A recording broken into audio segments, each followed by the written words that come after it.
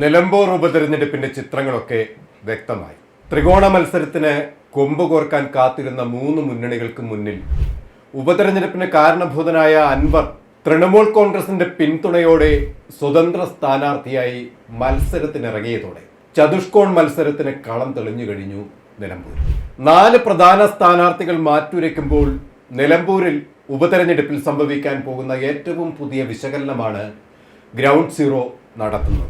ഇപ്പോൾ ആരാണ് മുന്നിൽ? വോട്ടുകൾ എങ്ങനെ വിഭജിക്കും? എന്തൊക്കെയാണ് സ്വാധീനിക്കുന്ന ഘടകങ്ങൾ എന്നൊക്കെ നമുക്കൊന്ന് പരിശോധിക്കാം. പ്രധാനമായും 4 സ്ഥാനാർത്ഥികളാണ് ഇവിടെ മുൻപന്തിയിലുള്ളത്. ഒന്ന് UDF സ്ഥാനാർത്ഥി ആര്യാടൻ ഷൗക്കത്ത്, രണ്ടാമതായി LDFന്റെ M സ്വരാജ്, NDA BJPയുടെ മോഹൻ ജോർജാണ് പിന്നെയുള്ളത്. ഏറ്റവും ഒടുവിലായി PV അൻവറാണ്. അൻവർ ഈ തെരഞ്ഞെടുപ്പിന് വഴിതെളിച്ച ആളും ഇവിടുത്തെ സിറ്റിംഗ് MLAയുമായിരുന്നു. ഇപ്പോഴത്തെ സാഹചര്യത്തിൽ നിലമ്പൂരിൽ വോട്ട് വിഹിത കണക്കുകൾ ഒന്ന് പരിശോധിക്കുകയാണ്. ഇത് ഏകദേശം ധാരണാ വിശകലനം മാത്രമാണ്. ഇനിയും ഇലക്ഷന് 10 ദിവസത്തിലേറെ ഉണ്ടെന്നിരിക്കെ സ്ഥിതിഗതികൾ ഒരുപക്ഷെ മാറി മറിഞ്ഞേക്കാം. ഒന്നാമതായി UDFന്റെ ആര്യാടൻ ഷൗക്കത്ത് ഇവിടെ നിലമ്പൂരിൽ 40 മുതൽ 49% വരെ വോട്ടുകൾ നേടാൻ കഴിയുമെന്നാണ് ഗ്രൗണ്ട് സീറോയുടെ കണക്കുകൂട്ടൽ. രണ്ടാമത് നിൽക്കുന്നത് LDFന്റെ M സ്വരാജ് ആണ്. 32% മുതൽ 36% വരെ വോട്ടുകളുടെ സാധ്യതയാണ് M സ്വരാജിൽ കാണുന്നത്. മൂന്നാമതായി PV അൻവറാണ്. തൃണമൂൽ കോൺഗ്രസിന്റെ ഭാഗമായി നിന്ന് സ്വതന്ത്രനായി മത്സരിക്കുന്ന അൻവറിനാകട്ടെ 16% മുതൽ 20% വരെ വോട്ടുകൾ നേടാനാകുമെന്നാണ് ഇപ്പോഴത്തെ അന്തരീക്ഷം വ്യക്തമാക്കുന്നത്. പിന്നെയുള്ളത് BJPയുടെ സ്ഥാനാർത്ഥി മോഹൻ ജോർജ് ആണ്. മോഹൻ ജോർജിന് 2% മുതൽ 4% വരെ വോട്ടുകളാണ് നേടാൻ കഴിയുക. 2021 തെരഞ്ഞെടുപ്പിൽ BJPക്ക് ഇവിടെ 1.9% വോട്ടുകളായിരുന്നു നേടാൻ കഴിഞ്ഞത്.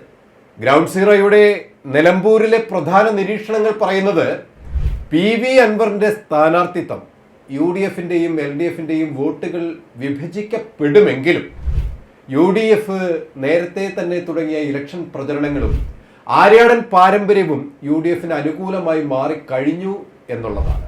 ഇവിടെ സംഭവിക്കാൻ പോകുന്ന അടിയൊഴുക്കുകൾ എന്തൊക്കെയാവും, അത് ഈ ശതമാനക്കണക്കുകളെ എങ്ങനെ ബാധിക്കും എന്നും നമുക്കൊന്ന് നോക്കാം. ഇവിടെ പ്രധാനമായും സംഭവിക്കാൻ പോകുന്നത് പ്രമുഖ വ്യക്തികളുടെ നിലമ്പൂർ സന്ദർശനമാണ്. UDFന്റെ കാര്യമെടുത്താൽ ഇന്ത്യൻ രാഷ്ട്രീയ പാരമ്പര്യത്തിന്റെ ഇളമുറക്കാരിയായ നെഹ്റുവിന്റെയും ഇന്ദിരയുടെയും രാജീവിന്റെയും രക്തമായ പ്രിയങ്ക ഗാന്ധി എന്ന നാളെ ഇന്ത്യയുടെ അഭിമാനമായി ലോകം ഉറ്റുനോക്കുന്ന ഇന്ദിരാഗാന്ധിയുടെ കൊച്ചുമകളും വയനാട് MP-യുമായ പ്രിയങ്ക ഗാന്ധിയുടെ വരവ് തന്നെയാണ്. ഏകദേശം 11നോ 14നോ ഇടയിലാവും പ്രിയങ്ക ഗാന്ധി മണ്ഡലത്തിൽ വരിക. കഴിഞ്ഞ വയനാട് ലോക്സഭാ ഉപതെരഞ്ഞെടുപ്പിൽ നിലമ്പൂർ ഉൾപ്പെടുന്ന മണ്ഡലത്തിൽ നിന്നും പ്രിയങ്ക ഗാന്ധി മൃഗീയ ഭൂരിപക്ഷത്തോടെയാണ് MP-യായി തിരഞ്ഞെടുക്കപ്പെട്ടത്. അതുകൊണ്ട് തന്നെ പ്രിയങ്ക ഗാന്ധിയുടെ സന്ദർശനം നിലമ്പൂർ ഉപതെരഞ്ഞെടുപ്പിൽ ഒരു വലിയ ചലനം സൃഷ്ടിക്കുമെന്നാണ് വിലയിരുത്തൽ. രാഷ്ട്രീയത്തിന് അതീതമായി സ്ത്രീ വോട്ടർമാരെ സ്വാധീനിക്കാൻ പ്രിയങ്ക കഴിയുമെന്നതിനാൽ തന്റെ മണ്ഡലത്തിൽ അവർ നേരിട്ടെത്തും എന്നതും ഉറപ്പാണ്.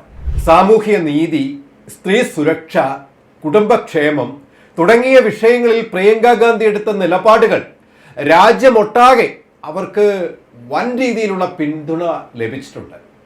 അത് മാത്രമല്ല, പ്രിയങ്ക മൂലം സംഭവിക്കാവുന്ന മതേതര വോട്ടുകളുടെ ഏകീകരണമാണ്. മുസ്ലിം, ക്രിസ്ത്യൻ, ഹിന്ദു സമുദായങ്ങളിൽ നിന്നും UDFന് പിന്തുണ ശക്തിപ്പെടുത്താനുള്ള കാര്യങ്ങൾ ഈ പ്രിയങ്കയുടെ വരവ് കൊണ്ട് സഹായകമാവും.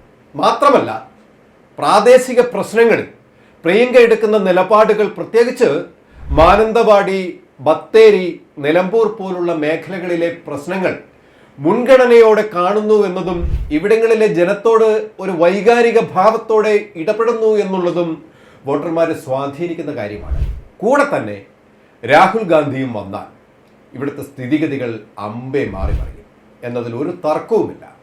ഒരുപക്ഷെ നമ്മൾ നിരത്തിയ കണക്കുകൾക്കപ്പുറത്ത് പ്രവചനാതീതമായ ഒരു കുതിച്ചുചാട്ടവും UDFന് ഇവിടെ പ്രതീക്ഷിക്കാം.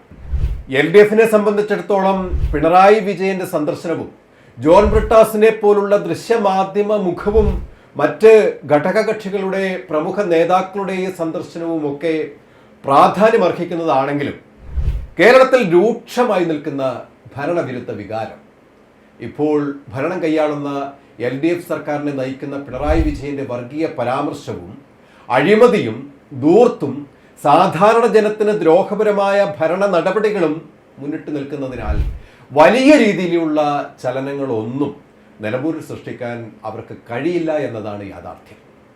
NDAയുടെ പ്രമുഖർ വന്നാലും ഇവിടെ BJPക്ക് വലിയ തോതിൽ അനക്കമുണ്ടാക്കാൻ കഴിയില്ല. ഈ കണക്കുകൾ നിലവിലെ രാഷ്ട്രീയ സാഹചര്യങ്ങൾ, മുൻ തിരഞ്ഞെടുപ്പ് ഫലങ്ങൾ, സ്ഥാനാർത്ഥികളുടെ പ്രചരണങ്ങൾ എന്നിവയൊക്കെ അടിസ്ഥാനമാക്കിയാണ്. ഇതിന് മാറ്റങ്ങളും വരാൻ സാധ്യതകൾ ഏറെയാണ്. എങ്കിലും നിലമ്പൂരിൻ്റെ ഒരു ചിത്രം ഏകദേശം നിങ്ങൾക്ക് മനസ്സിലാവും ഇതിലൂടെ എന്ന് കരുതുന്നു. നിലമ്പൂരിൽ എന്ത് തന്നെ അടിയൊഴുക്കുകൾ സംഭവിച്ചാലും അത് UDFന് ഗുണമേ ചെയ്യൂ എന്നുറപ്പാണ്. ആര്യാടൻ ഷൗക്കത്ത് അവിടെ 20,000-ൽ പരം വോട്ടിന്റെ പിൻബലത്തോടെ അവിടെ പിടിച്ചടക്കും എന്നത് ഉറപ്പുള്ള കാര്യമാണ്. കൂടുതൽ വാർത്തകൾക്കും വിശേഷങ്ങൾക്കും ഞങ്ങളുടെ channel like, share and subscribe ചെയ്യുക. കൂടാതെ സബ്സ്ക്രൈബ് ബട്ടണിലെ ബെൽ ഐക്കൺ എനേബിൾ ചെയ്യാൻ